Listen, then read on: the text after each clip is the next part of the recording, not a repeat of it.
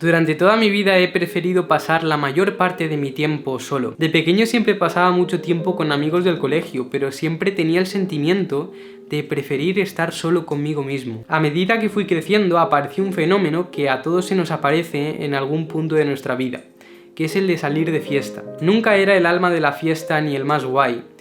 Además, no me gustaba estar rodeado de tanta gente, y pasaba algo curioso. Como estar rodeado de gente me agotaba mentalmente, la única forma de no sentirme así y de encajar en el grupo era bebiendo un poquito más y un poquito más. Es verdad que nunca llegaba al límite, pero sí que bebía hasta el punto de estar animado para que los demás no me viesen parado y sin bailar. Tuve bastante suerte de haberlo parado a tiempo, porque si esto se hubiese convertido en un hábito, podría haber acabado fatal. A partir de aquí empecé a pensar que podría tener un problema real. Me pregunté, ¿por qué solo podía ser divertido y sociable cuando bebía? Así que empecé a investigar por qué me pasaba esto, ¿no?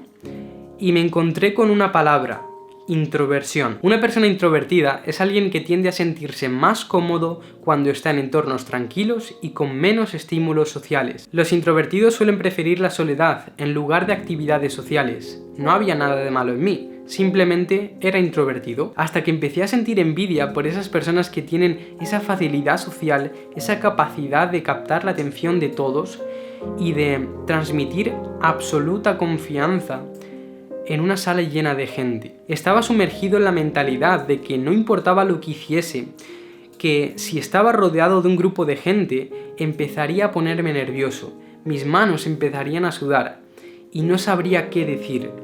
Todo porque era introvertido. Pero un día me dio por echar un vistazo al álbum de fotos de cuando yo era pequeño y me di cuenta de que era un niño totalmente diferente.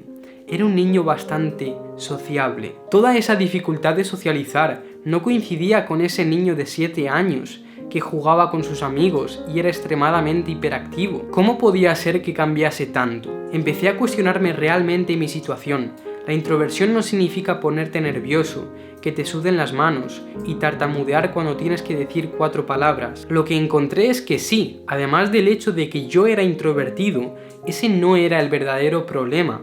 El problema real es que yo había desarrollado ansiedad social. Desde mi infancia hasta mi etapa de adolescencia he sido marcado por sucesos algo traumáticos que han provocado esa ansiedad social. Tanto en el colegio como en la escuela de fútbol se burlaban de mí por mis orejas. A menudo era humillado por este defecto. A medida que iba creciendo hasta llegar a mi etapa adulta, ese defecto ha ido desapareciendo, pero sin duda el haber sido diferente a los demás niños ha hecho que yo rechace entornos demasiado sociales, con mucha gente, debido a ese miedo a ser humillado. Obviamente ese miedo ya no tiene sentido, pero deja una huella que hay que eliminar con la práctica y la gestión emocional. Hoy esta ansiedad la sigo teniendo en algunas ocasiones o entornos, por eso siempre intento forzarme a salir de mi zona de confort, a hablar cada vez más en público, a atreverme a hablar a esa chica o a hacer un vídeo como este. Es algo que de verdad me mejora y hace de esa ansiedad un mal menor. Y quiero deciros que si os sentís identificados,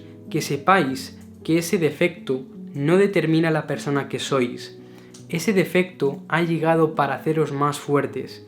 No tenéis idea de lo valioso que es. Así que no he venido aquí a victimizarme, he venido a deciros que no sois malos socializando por ser introvertidos.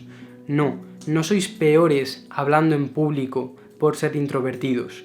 Y no subís esa foto a las redes sociales por ser introvertidos. Son todo excusas. La introversión tiene mucho más de bueno de lo que pensáis.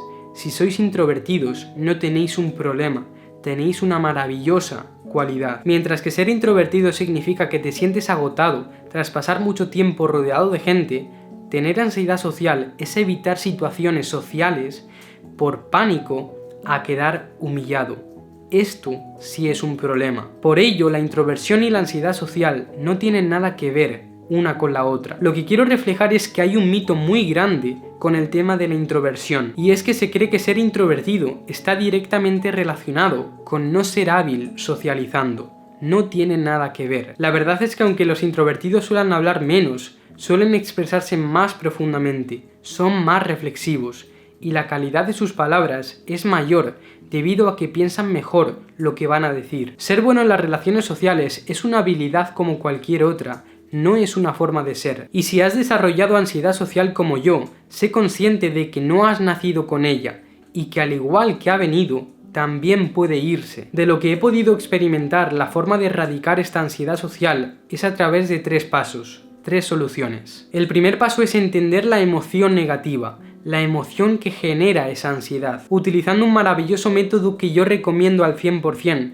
que es el journaling. La ansiedad o cualquier emoción negativa ha sido creada por algún factor, así que para eliminarla hay que entender qué la ha generado. Por ejemplo, en mi caso lo que generó mi miedo a la humillación pública fueron burlas acerca de mi apariencia física, por parte de otros niños que no eran conscientes de lo que estaban causando en la otra persona. Entonces, si entendemos esta parte, podemos aplicar el segundo paso, que es aplicar la razón a la emoción. La razón es como ese jinete que doma al caballo, siendo la emoción el caballo. Mediante la razón podemos articular con preguntas por qué la emoción es un problema. Podemos destensar la emoción, hacerla más débil, más invisible, mediante el razonamiento. Por ejemplo, preguntas como ¿por qué esta emoción me perturba? ¿Sigue siendo relevante experimentar esta emoción negativa?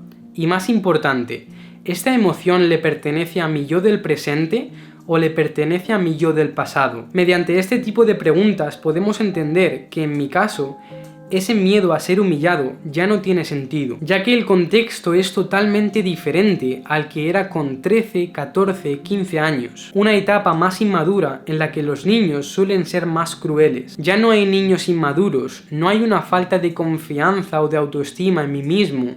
No tiene sentido. Por tanto, ese miedo debe desvanecerse. Pero claro, esto es muy fácil de decir. ¿Cómo se desvanece ese miedo entonces? Con el tercer paso. Exposición masiva imperfecta. No hay una mejor manera de progresar y de borrar una emoción negativa que nos impide progresar que con la exposición. Exposición masiva a charlas, a presentaciones en público, a vídeos frente a la cámara, cada uno a su manera. Es importante sobre todo que cuando estemos en el tercer paso, en el que nos exponemos, nos creemos como una especie de burbuja, en la que tengamos en mente los 2 anteriores pasos. Primero, entender la emoción, que sería como montar al caballo. Segundo, aplicar la razón a la emoción, que sería como domar al caballo, para luego ir con el tercer paso, que sería como trotar con el caballo. Si te has sentido identificado con el vídeo, deja un me gusta y suscríbete al canal. Gracias por estar ahí y nos vemos en el próximo episodio. ¡Chao!